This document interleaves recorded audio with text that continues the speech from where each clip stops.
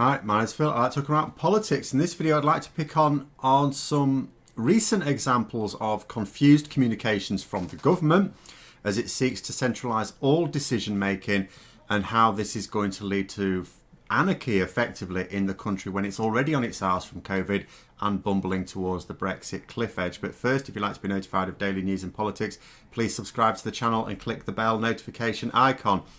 So this really all stems from the model being adopted in government whereby Dominic Cummings gets a dull throb in his head, confuses it for an idea and then just runs with it without bothering to subject to any scrutiny, and it's leading to multiple forms of confusion. And I want to go through three in this video which in my view prevent any coordination of the nation, which is the key role of government. So let's start with the government's summer strategy as an example of this first form of confusing communication. So Boris Johnson obviously is desperate to get people's lives back to normal as much as possible. Now that's not a stick to beat him with. All governments want that for their country. But whereas a sensible leader thinks about the normality that they want returned and then works with people to plan a route to that outcome, Boris Johnson just sighs at the effort involved and just announces that we're going to go back to normal and that's that. It just says, oh, you're just going to do this. No thought, no plan, just an announcement of policy. And we've said this before, that is Boris Johnson all over. Not just with this, that's with everything. He just announces a thing. This is the thing I want to happen, make it so. And it's for others to actually make it work. Or not, he doesn't care. So take summer holidays, for example. The majority of people in Britain like a foreign holiday. Each year, in fact. Now, there are things that the government can do to try and diplomatically persuade other nations to take visitors from our plague island. We call these air corridors. But it is obviously limited because it's up to those other countries. And also, that doesn't really help our economy that much. There are groups in this country, travel agents and so on, who will benefit from that, but not as much as attracting that investment. But that being said, just on that point, you know, the so-called air corridors that the government announced, only half of them actually really exist. Because, like I say, it's up to other countries, and quite a few of those other countries are going, yeah, you're not coming here. So, you know, or if you do, you have to quarantine. But that's our fault for voting these clowns into office. So if a British tourist, for example, takes a holiday abroad and then finds out they have to isolate when they get there, or at the very least after they've paid their money, that is their fault for listening to the Muppets who run our country. My sympathy is for those people outside of the UK who may be forgiven for thinking that government information is accurate. But the focus, like I say, you would think would be on attracting foreign visitors. That is surely going to be a bigger boost to our economy. 40 million people visit the UK each year. Not this year, but generally speaking, and there are hopes that it will get up to that again next year. For the purpose of tourism, specifically, obviously there'll be people who travel for business as well, but talking about tourism. Now, what happens to these foreign tourists in the UK at the moment is not straightforward, and the government are not really helping make things clear. So the government, for example, recently published an updated list of countries that will be free of quarantine restrictions if people travel from them to the UK, including, of course, Greece, where the Prime Minister's father is unlawfully visiting. And before people bang on about, oh, guidance, not a ban, it's Greek law he broke. Stop trying to confuse the issue, doesn't work with me. But the point is that someone coming from, say, Greece will think that they can go on holiday to the UK and not face quarantine because it's not on the list. Or specifically, it's on the list for you're okay, you're exempt from this quarantine. Now, I don't know why someone from Greece would want to come to the UK for a holiday this year. Maybe they went to Florida first and picked up that brain-eating amoeba, let's just say. Now, what if they want to visit Edinburgh? I mean, it's all Britain. And therefore they're going to Britain for their holiday, and the British government said that Greece won't or Greeks, people travelling from Greece at least, won't face quarantine. But Scotland can have its own quarantine arrangements, and indeed does. So a person travelling from Greece to Scotland at the moment will have to quarantine. And although I'm using Greece as an example, That's only because of the Stanley Johnson link. We should bear in mind that actually Greece was pretty much top of the class in Europe in terms of handling of the pandemic, and as such is absolutely a country that, if there's going to be any country where you can travel from and not quarantine, I'm not saying there should be, but if there's going to be, absolutely Greece would be one of those you'd put in there. But the lack of communication from the government on this works in both directions as well. So first of all, there's the inadequate emphasis from the government on the fact that their pronouncements only apply to England. Scotland, Wales, Northern Ireland can and will do their own thing. And you can actually, point to the fact that Wales, Scotland and Northern Ireland increasingly doing different things as evidence for the fact that Boris Johnson has no control over this process at all. But anyway, it is possible that the devolved nations would have been happy to work with Johnson's government in order to see if a whole nation approach on some areas could have sensibly been taken, and quarantine is one such possible thing. Now, I also have to point out that quite a number of members of the Scottish Parliament, Welsh Parliament, Northern Ireland Assembly have said that they're actually delighted to be working with Boris Johnson on doing this. Unfortunately, he is not, because he did not even consult the devolved governments about his plans. He has said in the past, of course, he'll be having discussions with the devolved parliaments and the Assembly in Northern Ireland, but he hasn't done. And in fact, it's not even that he doesn't have discussions with them. He doesn't even tell them what he's going to do. Doesn't even inform them, oh, by the way, I'm not interested in your opinion, but this is what I'm going to do. They don't even get that. He just announces it. They find out at the same time as the rest of us. And the result of this failure to communicate, much less cooperate with other stakeholders, is just one example of the confusion that is then therefore currently the hallmark of British government, because people don't actually understand, even inside the UK, what are the rules? What are the rules? And it means that in other parts of the UK, the devolved parts of the UK that can have more sensible leadership, those leaders have to work harder because they have to counter the message from Boris Johnson.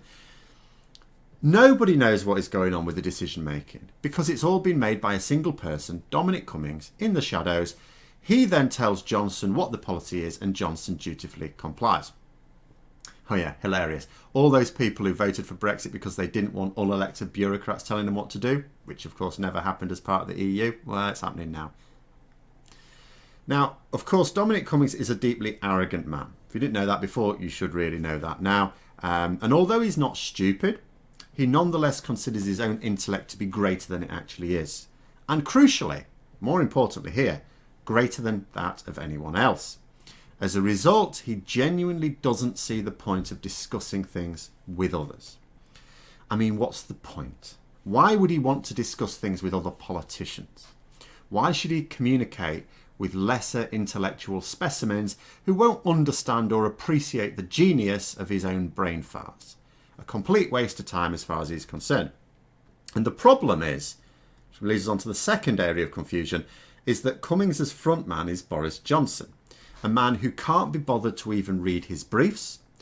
This leads to the situation, for example, very recently during a briefing the weekend, on Friday I think it was, just before opening the pubs in England, Johnson suggested that Sheffield was going to be subject to big measures. Now, given the recent lockdown in Leicester, people assumed that that was in store for the former Steel City as well. But no, it's not clear what he actually did mean. He certainly didn't mean that. Some have supposed that he mixed it up with another city. I mean, all these northern towns are the same, aren't they? Can't expect him to remember the actual names of them. But again, it just highlights that he doesn't even understand the message that Dominic Cummings wants him to present to the country. And although most people will be blissfully unaware of his general boobery, others watching this spectacle unfold will further lose faith that there is anyone at all at the wheel of the ship of state. So even if Cummings was a genius and every policy decision was the right one, where in fact the reverse seems to be true, it's very difficult to pinpoint a policy that has been the right one. But let's just say that everyone was the right one. The lines of communication still fall down because he has Boris Johnson conveying that message that he doesn't understand himself, and therefore he makes an arse of it. A deeply lazy man who's not even sharp enough to get by on sheer intelligence. And then you have a third form of communication confusion, and this is where the elites take the piss. So initially there might be a message from the government. It may, on rare occasions, even be clearly communicated. On even rarer occasions, it could even be the correct message. And then one of their elite members contradicts the entire message by refusing to adhere to rules. Most notably, of course, Dominic Cummings' escapades whilst he believed himself to be seriously infected. But it could also include the Prime Minister himself, who failed to follow their own rules. Matt Hancock, Michael Gove, Boris Johnson's father, take your pick. So at this point, you have a clear instruction that one of these elites has ignored. What to do? Do they apologise and claim either ignorance or that they weren't thinking clearly under pressure? No, of course not. Even though that would work, you don't do that because that would be to admit that the rules applied to them. Unthinkable. Of course the rules don't apply to us. We make them up. They apply to you plebs. So then they have to try their best to twist their own message, because obviously they don't want to call us plebs, not to our faces. So they have to try and make out that the rules were in actual fact not broken. No, you don't quite understand what the rules were. Let me explain again. Unfortunately, the rules are ignored in these cases so clearly that they cannot possibly take the strain of this change in the narrative and fall apart completely. This leaves the original rule completely defunct. Because now what the government are saying is, you don't understand the rule. It's like, oh, I thought I did. I thought it was clear. Yeah, but you're not getting it. You're a bit thick, you see. Ah. Now, at that point, they're going, well, I don't know the rule then. So then they ignore the rule. Because a rule is only as good as its enforcement. And you can't enforce a rule that the bulk of the population refuse to go along with.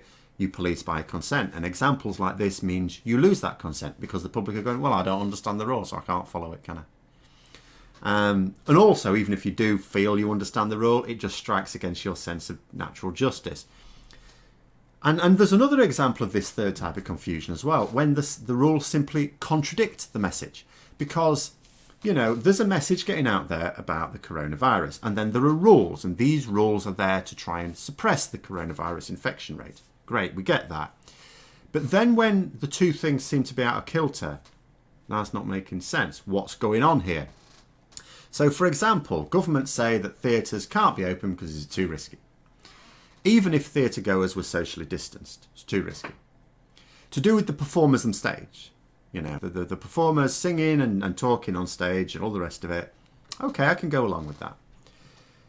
In isolation, I can go along with the idea that they don't want theatres opening. Now, I don't personally know whether or not it is too risky. I'm not qualified to say so, but I'd accept it. But if theatres are too risky, then why isn't this too risky? Crowded onto planes is fine. Crowded in and around pubs. The plane in particular is surely way worse than a crowded theatre, much less a socially distanced one. And so what happens is people can't make sense of the rules because they cannot match the rule to the reason for the rule because it's not making sense. And when people don't see the sense in a rule, well, they're much less likely to comply with it. And if the public don't think the government rules make sense, well, they'll just come up with their own rules. They'll use their common sense, as Boris Johnson would put it. Only common sense is rarely very common and is not at all of any use against a hazard that is beyond the comprehension of the vast majority of the population, who, quite frankly, if you were to ask them to explain what a virus even was, would not be able to answer.